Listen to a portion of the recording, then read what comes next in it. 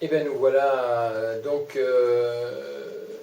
au quatrième jour. Alors j'en profite pour dire bonjour au soleil qui est juste derrière et qui s'invite aujourd'hui dans mon commentaire et dans le soleil. Donc ça c'est vraiment de bon augure. Et alors je ne vais pas me mettre juste au derrière. Voilà, on le laisse sur mon épaule et c'est sympathique. Alors, donc on est au quatrième rafraîchi. Et donc on y a laissé un jour de relâche hier. Et puis on va voir aujourd'hui comment il a évolué. Certainement très bien. Oh oui, ça va, il a bien gonflé. Ah, ben, il commence à sentir et surtout à piquer. Alors, il faut que vous preniez l'habitude de goûter, de sentir et de regarder sa texture également. Et là vraiment, on sent une petite une acidité. Elle n'est pas petite, hein, on sent l'acidité. Vraiment, on a le nez qui pique. Donc, ça devrait être la même chose avec vous. Et puis, ben, on va voir. Alors, cette acidité, c'est très important. Il faut bien prendre conscience qu'un levain, ça doit être acide. C'est pas pour ça que ça doit être de l'acide sulfurique, hein. Non, il faut. Alors là, c'est la première fois qu'il a une odeur qui commence à cocoter.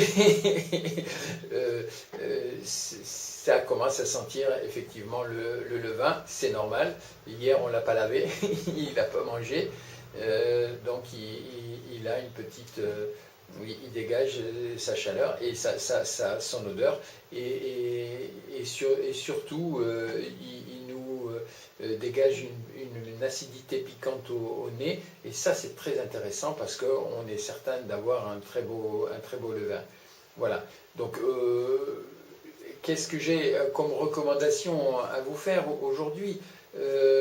J'ai déjà dit les principales recommandations à avoir et aussi là ce serait sympa s'il y avait eu une petite germination de levure sauvage dessus, mais c'est pas le cas.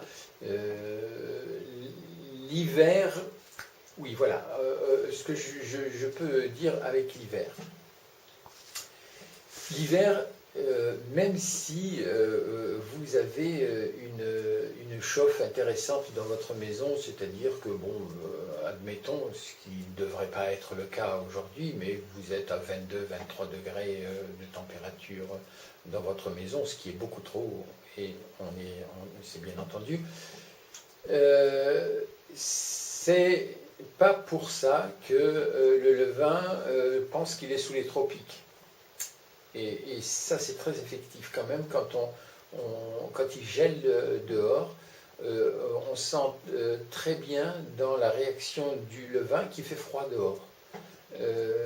Comment il le sait? Oui, ben, il le sait, hein, parce que lui, il est en contact avec le cosmos, ce que nous, on est de moins en moins. Mais hein, on est d'accord, on essaye de l'être de plus en plus. Mais donc lui, il est en contact avec tous les éléments qui forment notre environnement et notre vie. Donc il est au courant de tout ce qui se passe. Et quand il fait froid dehors, il le sait et il a une réaction, même si vous le mettez à très haute température dans la maison, les réactions du levain seront différentes. Ça, c'est de mon expérience, hein, au Fournil.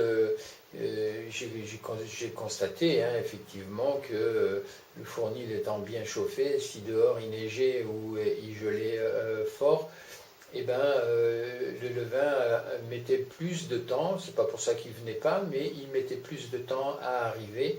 Et donc il fallait envisager évidemment un temps supplémentaire de pouce, soit de pouce, soit d'après, pour qu'il ait le temps de lever correctement, bien sûr. Voilà, donc ça, c'est quelque chose à laquelle il faut être attentif. De toute façon, vous serez obligé d'être attentif parce que quand vous le ferez, vous vous apercevrez qu'effectivement, bon là, vous allez démarrer en hiver, je pense, mais de toutes les façons, dans la formation, vous aurez un moment où il y aura l'hiver. Donc, vous pourrez constater. Et si vous commencez l'été, vous verrez, ce sera très facile. Et par contre, l'hiver, ça sera un peu plus difficile. C'est une courbe, hein, ça fait comme ça. Hein. Les saisons, c'est aussi la même chose. On a chaud, on a froid, on a chaud, on a froid. Pour le levain, c'est la même chose. Et les vibrations cosmiques font aussi comme ça. Hein. C'est un biorhythme et c'est un rythme, je dirais, naturel. Donc ça, c'est quelque chose qu'il faut savoir dans la vie du levain. Et si vous ne vous en rappelez pas, il va vous le rappeler. Parce que je vous rappelle, moi, par contre, que faire un levain, c'est commencer à observer la vie. Alors, c'est très important que vous fassiez ces choses-là avec un sens de l'observation le plus aigu possible, parce que c'est l'enseignement qu'il vous donnera. Moi, je vous donne, vous écoutez vous regardez mes vidéos, mais je vous donne toutes les grandes directives, mais tout ce qu'il y a en détail, c'est le levain qui va vous le donner, et c'est bien plus important que ce que moi je vous dis, parce que c'est là que vous allez apprendre de la vie. Alors, on va passer à la nourriture du levain, parce que bon, j'ai faim. Et puis, je vais vous montrer. Bien, alors, voilà l'aspect du levain. Il n'a pas croûté, mais c'est normal qu'il qui dessèche un petit peu. Alors regardez, vous voyez la texture qu'il a. C'est une petite croûte, mais c'est normal, hein, ça fait quand même 48 heures qu'il n'a pas été touché, ce qui est quand même pas trop mal, quoi. Hein. Bon, voilà. Donc vous avez bien l'aspect, et si on voit, vous voyez, c'est pas, on rentre pas dedans, c'est tout petit peu croûté, donc on va le remuer, et puis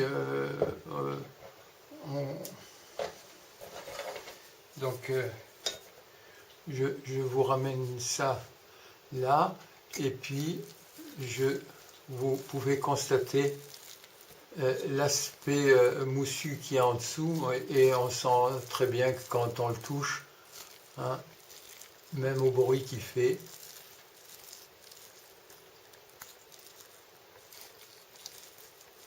vous sentez le léger qu'il y a dedans. Il est très joli, il est vraiment très très beau. Hein.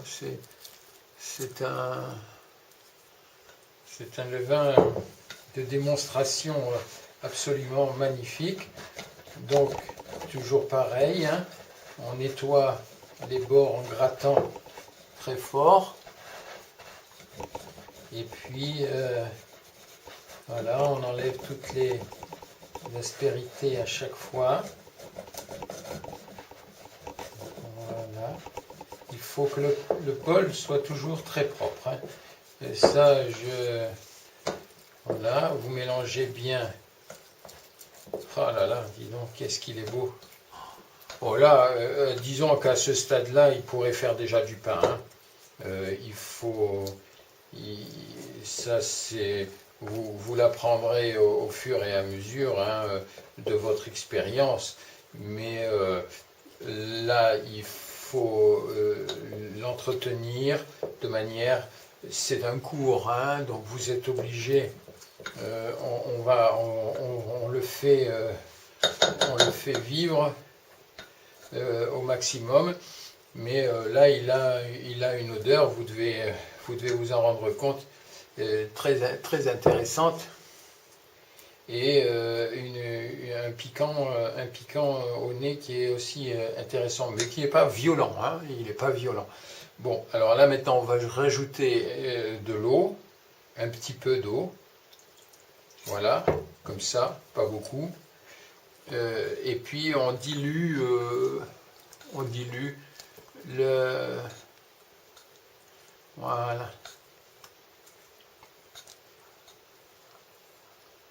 On dilue ça, et puis on va lui ajouter de la farine. Alors, bon, je pense que c'est quand même plus intéressant de faire, parce que bon, là, on avait fait pour 2 jours, on avait fait un levain assez liquide, hein. Bon, mais moi je suis pour qu'il soit un petit peu plus sec que ce qu'il était la dernière fois.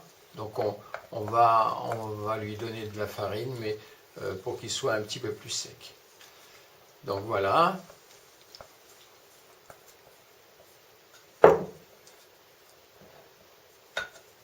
Alors je ne l'ai pas encore goûté, mais c'est ce que je vais faire là. Je pense qu'il doit avoir quand même une acidité assez intéressante. Ah oui. Oui, oui. Alors je vous conseille de goûter. Donc là, toujours pareil, hein, c'est la même farine, enfin c'est la même mouture en tous les cas, c'est pas la même farine, mais c'est la même mouture. On lui rajoute un tout petit peu. Ah oui, ah oui, il a vraiment un bon goût, hein. Voilà.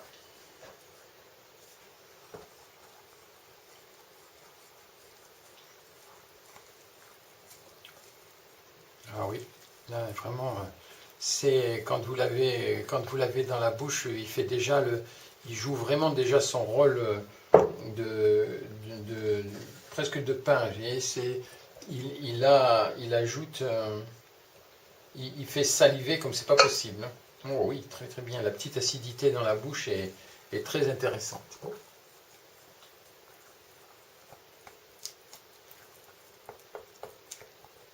Voilà. Donc il ne faut pas oublier quand même que vous utilisez de la farine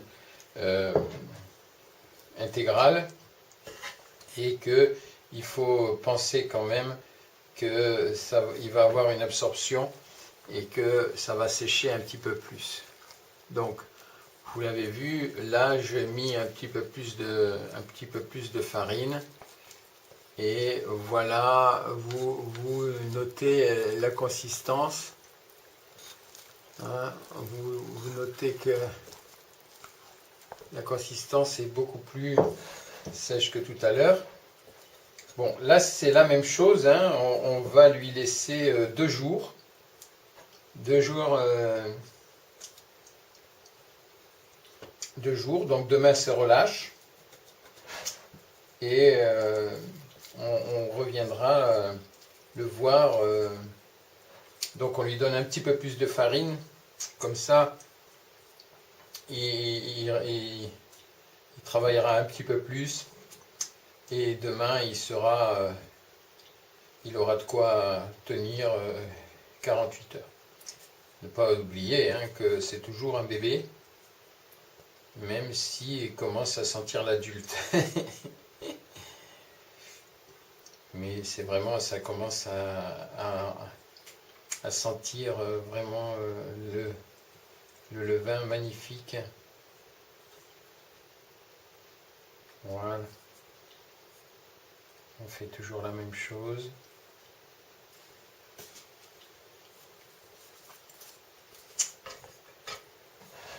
Et puis, surtout, on n'oublie pas de bien nettoyer son bol, les bords de son bol. Voilà. Comme ça. Alors, vous voyez que je ne me sers pas de la corne. C'est pas nécessaire, rien que le bâton suffit pour nettoyer ma maryse.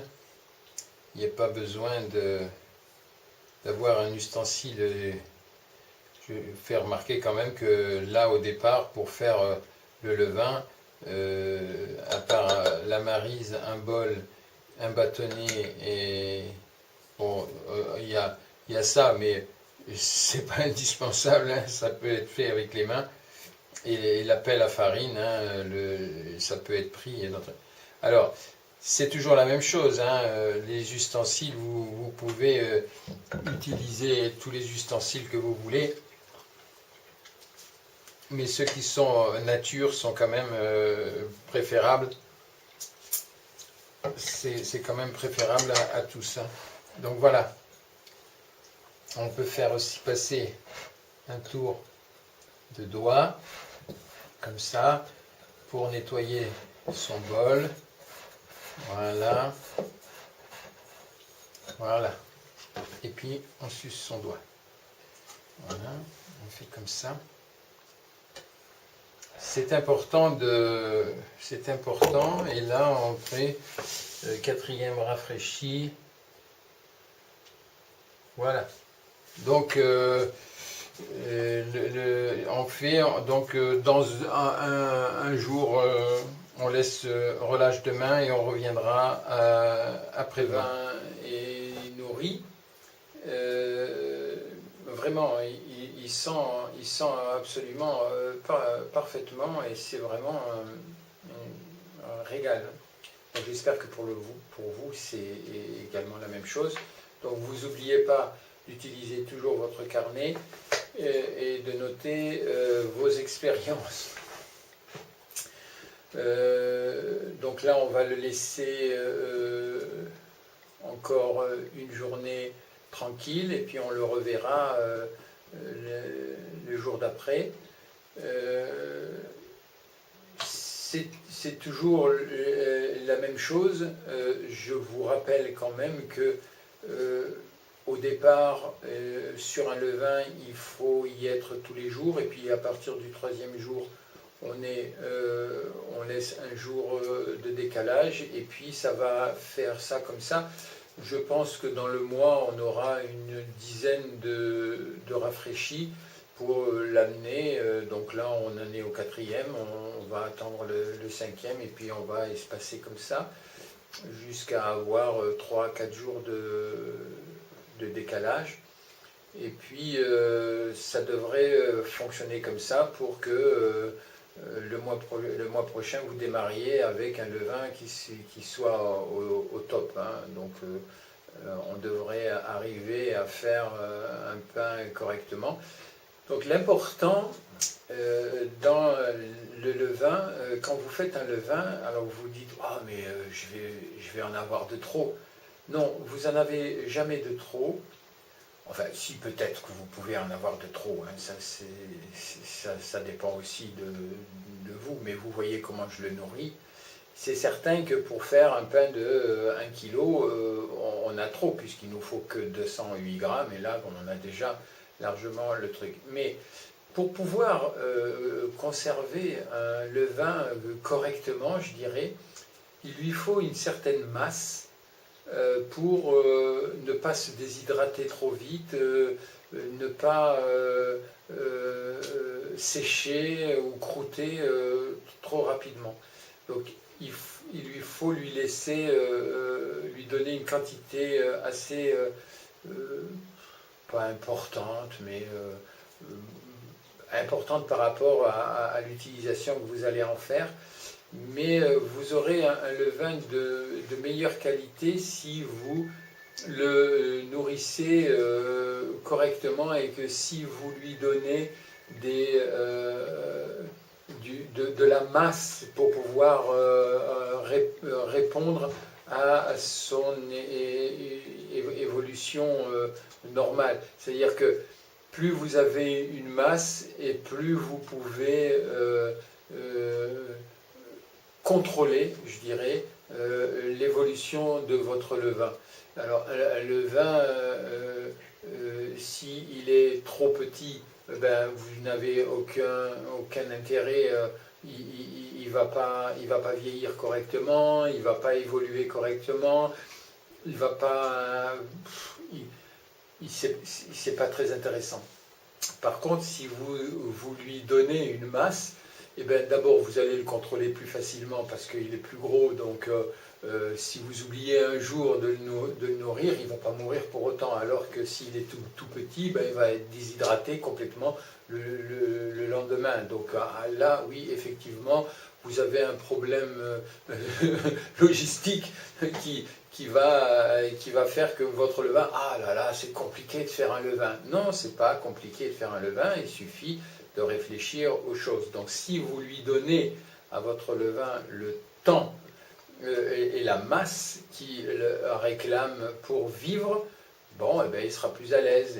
Il est plus à l'aise dans une grande maison avec beaucoup de familles parce qu'il lui faut plein d'enfants.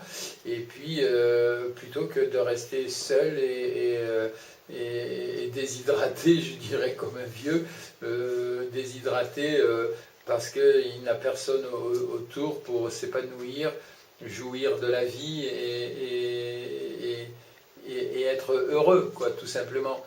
Donc donnez-lui une masse, et cette masse-là, eh c'est ce que l'on est en train de créer.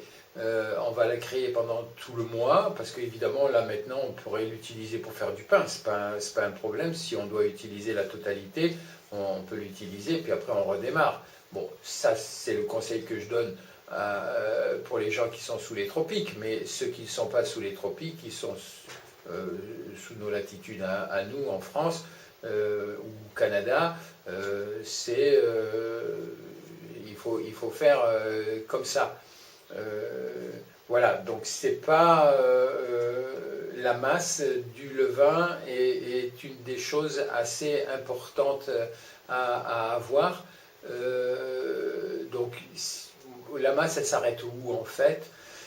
Moi, je préconise d'avoir 1 kilo de levain, parce que j'ai constaté qu'avec 1 kilo de levain, vous pouvez pratiquement rester une semaine sans le nourrir sans qu'il ait un problème. Mais bon, si vous faites votre pain toutes les semaines, vous n'arriverez pas à ça, puisque vous le nourrirez. Mais disons qu'avec 1 kilo, chaque fois que vous allez faire un pain, vous allez sortir 200 grammes, voire un pain de 2 kg, 400 grammes. Bon, après, une fois que vous aurez enlevé 400 grammes, il en restera 600. Et même si vous enlevez 500 grammes, il vous en restera 500. Voilà, et donc ça vous permet aussi, en ayant une masse comme ça de levain qui va bien fonctionner, ça vous permet de le renourrir tranquillement, proprement, et non pas de remettre 500 grammes de farine ou 250 grammes de farine pour le nourrir d'un seul coup. Non, vous le nourrissez tous les jours, vous ajoutez un peu pour arriver à la fournée suivante avec une masse de 1 kg. Bon, vous prélevez dans ce kilo ce dont vous avez besoin, et là vous êtes sûr de prendre le meilleur, je dirais, du levain à chaque fois, au lieu d'essayer d'avoir un levain qui est beaucoup plus petit et qui ben, vous donnera pas satisfaction parce que la partie que vous avez prise était trop déshydratée ou trop sèche ou quelque chose comme ça, quoi. Donc la masse du levain à avoir à la maison, si vous le gardez tout le temps, c'est quand même important d'avoir. Donc voilà, ça c'était mon conseil d'aujourd'hui. Et puis bon, ben, on se revoit donc dans pas demain, après-demain, et on verra comment il a évolué aussi. Donc je le remets moi toujours à son emplacement naturel, je dirais, de la maison. Faites-en de même, mais quand même surveillez si parfois il est possible que comme il est jeune, il ait besoin d'un peu plus de chaleur que normal. Alors mettez-le dans un coin qui soit un petit peu plus chaud ou un peu plus haut dans la maison. Mais autrement, surveillez qu'il reste dans son endroit, pas évidemment au courant d'air, pas sur le frigo, hein, je l'ai déjà dit, et couvrez-le comme il est là, et ça suffit, il n'y a pas besoin de mettre autre chose, c'est seulement pour qu'il puisse respirer, et puis une protection comme ça, c'est pour pas qu'il rentre n'importe quoi dedans. Il ne faut pas que ça soit étanche, bien sûr, mais une couche ou un torchon, c'est pas étanche, mais ça bloque s'il y a une éclaboussure de quelque chose qui ne devrait pas être dans votre cuisine et qui arrive sur votre levain. Au moins ça le laisse, ça le garde vivant. Voilà. Donc, eh ben, je vous quitte et puis on se voit dans une prochaine vidéo.